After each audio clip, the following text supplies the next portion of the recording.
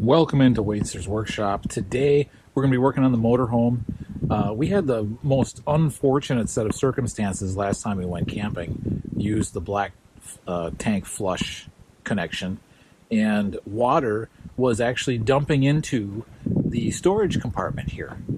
And it was everywhere. Water was flowing. Didn't even have it hooked up very long. It was flowing down the sides around the skirts of the unit here.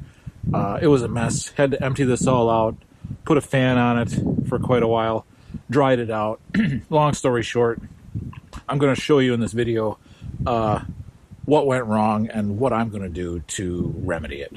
So we got back from camping, hooked up here to my bottom connection, which is the black tank flush, and then I started having water run out around this control panel. Shut it off quick. Water was sheeting down around the outside skirts, and it had flooded the storage compartment. What I learned is had to pull the vanity panels off in here, and this is a Jayco Redhawk 27N. So if you have the same model, you definitely have one of these. Pretty much all motorhomes made today have one of these things. It is a vacuum atmospheric valve that prevents the black water tank stuff, or the black tank stuff, from backflowing into your water source, whatever you have on. And this is the thing. But unfortunately, in most motorhomes, these are up in the unit somewhere, usually hidden. I know a previous trailer we had, it was in the sink compartment in the bathroom. And that had failed once, and it flooded. So what I'm going to do today is I'm actually not replacing this unit because I don't want it to fail again. It's fairly easy to replace. You can kind of get your hand up in there, but I'm going to delete this, and we're going to move the atmospheric valve outside the compartment. We're just going to get one and put on the garden hose so that you don't have to deal with this. You don't have to deal with it failing and spraying water inside your rig. Either water or other unmentionables from your black water tank.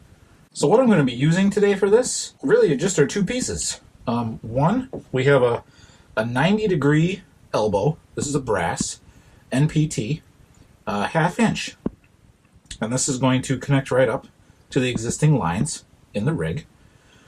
I've got a evergreen hose bib anti-siphon vacuum breaker. That will go on the garden hose that connects up to my black tank flush line. So I'm going to be using one of these.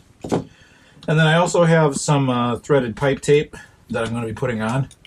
Might not be needed, but I'm going to put it on anyway. So what we're going to do here is we're going to take the old vacuum breaker out. Basically just unhook these lines. Righty-tighty, lefty-loosey.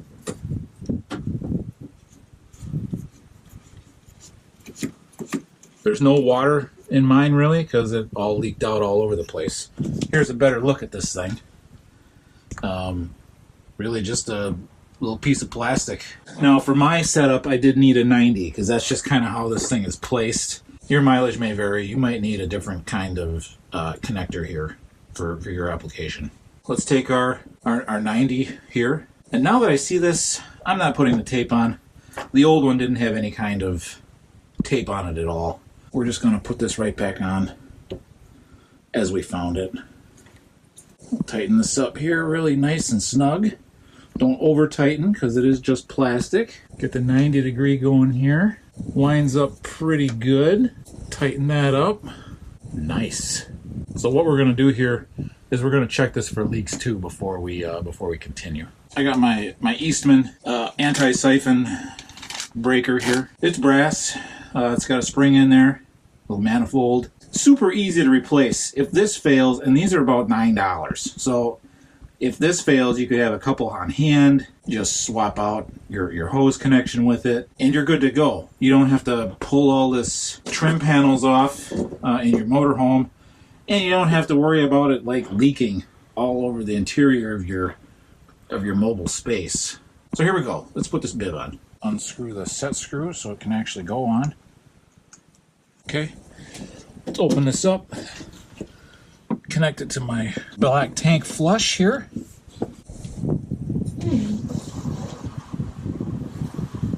That's nice. That is running. I can hear the sprayer going in the tank. This is completely dry here. We do have an anti-siphon on there. This is looking really good. Don't see any water really going on here. Don't hear any water. Looks good. I'm gonna shut this off. I don't have the spillway open. Hook this. So, there we go. There's my quick fix. Now I'm gonna button all this up. So, if you've got, I don't have a video of taking all these trim pieces out, but I'm going to put that back on now. So if you stayed with me this long, thanks for watching. If you're cutting out, if you want to see how all this goes back in, let the video keep going, because that's what we're going to do next.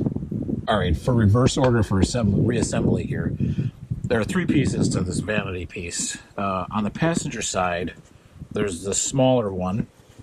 It's got a raised lip that goes up towards the front of the rig. The huge piece, obviously the one with the cutout, goes down towards the water closet end, and then there's another flat piece that actually goes over that once that's all back in.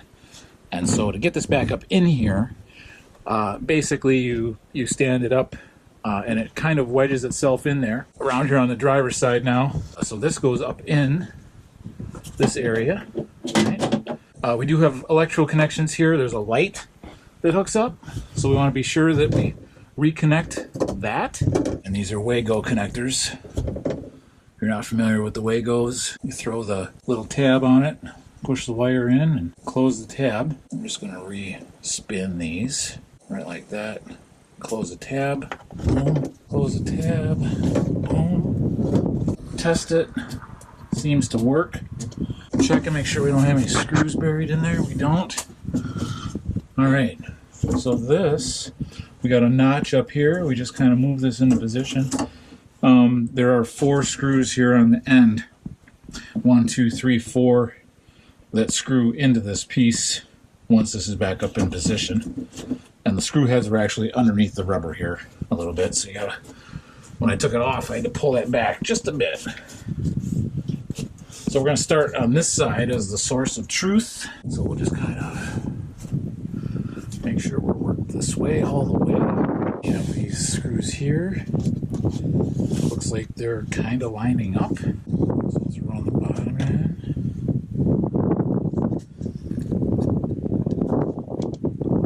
I'm not going to tighten them up too tight yet. I'm going to get the rest of this thing kind of back, and then we'll come back and tighten them all up.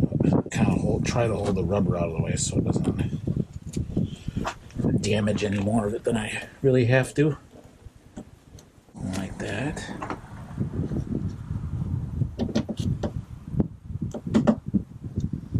Last one on the top.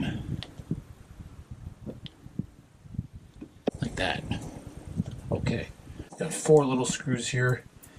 These went to this plate here. These 2 longer ones went down. And there actually aren't too many.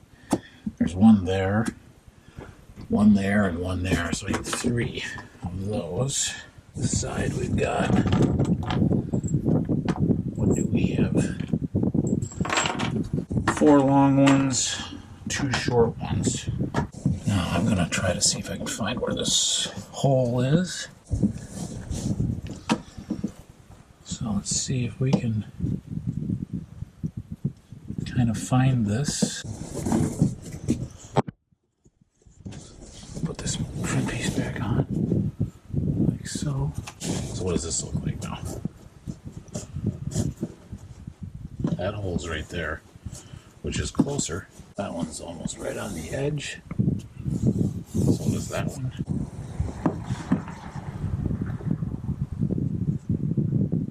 This one is right on the edge.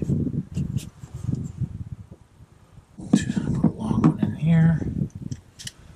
One thing I've noticed working on these RVs, craftsmanship is different, of course, across all brands, but most of it is like quick and dirty. Oh, let's get this done quick. On the top here. Get this top one in. It's pretty good. Top in. I might have actually kind of broken that one. There weren't any in the top. oddly enough. I think this has to go in a little bit. How much, I don't know, because I can't see it. I know it went in at a really sheared angle, so I don't know if we're popping a new hole there or not, but I guess it is what it is. Then I've got one down here. I'm back on the driver's side now. Some of you might be saying, well, this guy's from 1998. He doesn't have any power tools.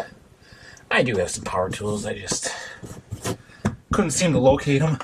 We'll put this back in place.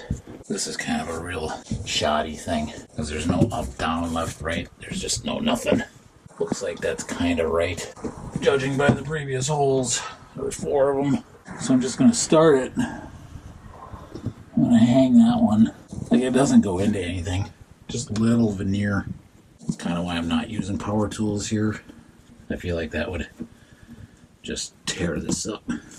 I'm not tightening the others. I'm just going to get these others kind of going and set. And then we'll come back with the screwdriver and tighten them up.